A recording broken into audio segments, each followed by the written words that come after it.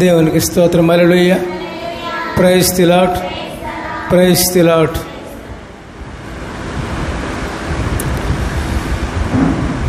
లోకములో అనేక మంది అనేకమైన వృత్తుల్లోనూ అధికారముల్లోనూ అనేకమైనటువంటి మరి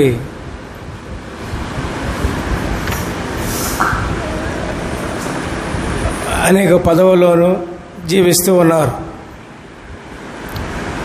కొందరు రాజ్యాలు ఏలే వాళ్ళు ఉన్నారు, కొందరు మంత్రులుగాను, కొందరు న్యాయాధిపతులుగాను అందరూ ఉన్నారు. ఈ పదవులన్నీ కూడా దేవుడిచ్చినవే. దేవుడు అనేక మంది అనుకుంటూ ఉంటారు, గొప్ప పదవి వచ్చింది అంటే, గొప్ప అధికారం వచ్చింది అంటే నా తెలివితేటల వల్ల, నా జ్ఞానం వల్ల వచ్చింది అనుకుంటారు. కానీ అది నిజం కాదు పిల్లరా. దేవుని వల్లే దేవుడు రాజ్యాల్ని ఎక్కించగలడు, రాజ్యాలని దించగలడు, రాజ్యం నుంచి దించగలడు. ప్రపంచాన్ని ఏలుతున్నది దేవుడే కదండి. పరిశుద్ధాత్మ ప్రపంచమంతా ఆవరించి ఉంది పిల్లారా. అట్లాగే పెద్ద పదవుల్లో ఉన్నవాళ్ళు కానీ ఎవరన్నా కానీ ఏ విధంగా మనం జీవించాలంటే పిల్లారా, మన జీవితము దేవునికి కనికరముగా ఉండాలి. మన మాటలు కానీ, మన ఆలోచనలు కానీ, మన క్రియలు కానీ ఏమైనా సరే దేవునికి కనికరం వేసేలాగా ఉండాలి. కనికరం అంటే తెలుసా? కనికరం అండి, కనికరం తెలీదా?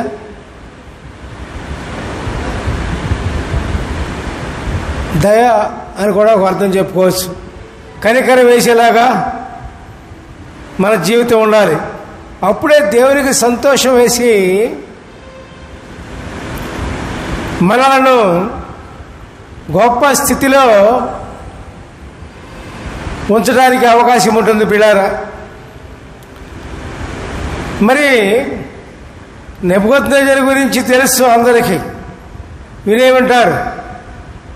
అతడు అన్యుడు, దేవుడు రాజుగా నియమించాడు. మంచి బలమైన రాజు. దేవుడు నియమించాడని గుర్తించుకోకుండా దేవుడే సర్వాధికారి అని అనుకోకుండా అతను గర్వించాడు. ఈ హోదా, ఈ ఐశ్వర్యము, ఈ రాజరికము అంతా కూడా నేనే కదా అని లోపల గర్వించాడు పిల్లారా. గర్వించే అప్పుడు దేవుడికి కోపం వస్తుంది. అట్లాగే ఎవరైనా సరే మనకు గొప్ప స్థితి ఇచ్చారనుకోండి, రాజరికమే కాదు, ఏ ఉద్యోగాలే కాదు, ఏ చదువులే కాదు, ఏ హోదాలే కాదు, ఏదో గొప్ప స్థితి మనకు దేవుడు ఇచ్చారనుకోండి, అప్పుడు మనం గర్వించితే జరిగేది నెబుకద్నెజరు జరిగిందే జరుగుద్ది. దేవునికి స్తోత్రం. Hallelujah. Praise the lord. Praise the lord. ఎప్పుడైతే గర్వించాడో మనుషులకు దూరంగా వెళ్ళిపోయాడు. పశువుల వలె గడ్డి మేశాడు. తల వెంట్రుకలు మంచుకు తడిసి పక్షిరాజు రెక్కల వలె అయిపోయింది వారి ఎంటికలు. మరి పిల్లారా, అట్లాగే శాపగ్రస్తుడు అయిపోయాడు. అట్లాగే అటువంటి శాపం రాకుండా ఉండాలి అంటే మనకి గర్వం అనేది తగ్గించుకోవాలి. దేన్ని చూసి గర్విస్తాం? మనం ఎంతటి వాళ్ళమైనా ఎటువంటి వారివైనా, ఎంత గొప్పవారివైనా, ఎంత ధనం గలవాళ్ళమైనా, ఎంత పలుకుబడి కలవాళ్ళమైనా గర్వం దేనికి? ఇవన్నీ వచ్చేది దేవుని వల్లే. మన సొంతంగా తెచ్చుకో, సొంతంగా తెచ్చుకున్నా రావయి, అంతే. దేవునికి స్తోత్రం చేయండి. హల్లెలూయా, ప్రైజ్ ది లార్డ్. మరి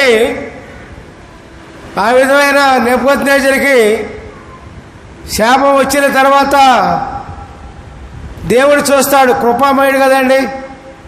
ఇతని మనసులో ఏమన్నా మార్పు జరుగుద్దా అని,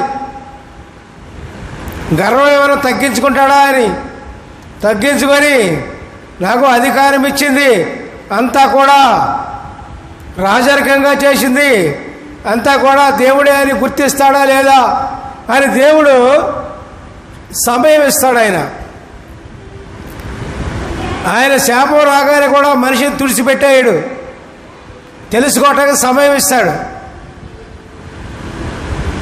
అప్పుడు కొంతకాలం అయిపోయిన తర్వాత నెబుకద్నెజరు తెలుసుకున్నాడు, అదృష్టవంతుడు. అప్పుడు దేవుణ్ణి మహిమపరుస్తాడు. అంతకుముందు హెచ్చించుకున్నవాడల్లా ఏం చేస్తాడంటే, ఇక్కడ చూద్దాం ఒకసారి. దానియేలు 4వ అధ్యాయము 34వ వచనం. ఆ కాలము గడిచిన పిమ్మట నెబుకద్నెజరును నేను మరలా మానవ బుద్ధి గలవాడనై నా కండ్లు ఆకాశము తట్టు ఎత్తి చిరంజీవియు సర్వోన్నతుడనగు దేవునికి స్తోత్రము చేసి ఘనపరిచి స్తుతించితిని. ఆయన ఆధిపత్యము చిరకాలముండును, ఆయన రాజ్యము తరతరములు ఉన్నవి. హల్లెలూయా, ప్రైజ్ ది లార్డ్. అప్పుడు గుర్తించాడండి నెబుకద్నెజరు. ఎప్పుడైతే గర్వించి శాపగ్రస్తుడు అయిపోయాడో, శాపగ్రస్తం ఎట్లా ఉంటుందో రుచి చూసిన తర్వాత అప్పుడు దేవుడు గుర్తుకొచ్చింది పిల్లారా. అట్లాగే అధికారంలో ఉన్నవాళ్ళైనా, ధనము కలవాళ్ళైనా, ఎవరైనా సరే మీరు గర్వించి ఉన్నట్లయితే మీరు పశ్చాత్తాపడండి. ఈ ధనం ఎక్కడి నుంచి వచ్చింది? దేవుని దగ్గర నుంచే వచ్చింది. ఈ అధికారం ఎక్కడి నుంచి వచ్చింది? దేవుని దగ్గర, దేవుడే నాకు ఇచ్చారు అని దేవుడిని మహిమపరచండి, ఘనపరచండి, స్తుతించండి, కొనియాడండి పిల్లారా. అప్పుడు మీ శాపములకు విమోచన కలుగుతుంది. దేవునికి స్తోత్రం, హల్లెలూయా, ప్రైజ్ ది లార్డ్. అట్లాగే నెబుకద్నెజరు అనే రాజుకు ఎప్పుడైతే తెలుసుకున్నాడో, దేవుణ్ణి మేంపరిచాడో, తన శాపం అంతా కూడా పోయి ఇదివరకు ఉన్న అధికారం కంటే 200 అధికారము దేవుడు నెబుకద్నెజరుకి ఇస్తాడు పిల్లారా. మళ్ళీ మంత్రులందరూ కూడా మరి నెబుకద్నెజరు దగ్గరికి చేరుకుంటారు. ఆ విధంగా పిల్లారా, గర్వించి మన జీవితాన్ని నాశనం చేసుకోవద్దు. దేవునికి స్తోత్రం, హల్లెలూయా, ప్రైజ్ ది లార్డ్. అసలు గర్వం ఎందుకండి? నాకు అర్థం కాదు. దేన్ని చూసుకుని గర్వం? దేన్ని చూసుకుని గర్వం? ఎవరిని చూసుకుని గర్వం? నీ శక్తిని చూసుకున్నా, నీ బలం చూసుకున్నా, నీ జ్ఞానం చూసుకున్నా, నీ తెలివితేటలను చూసుకున్నా, దేనికి గర్వం?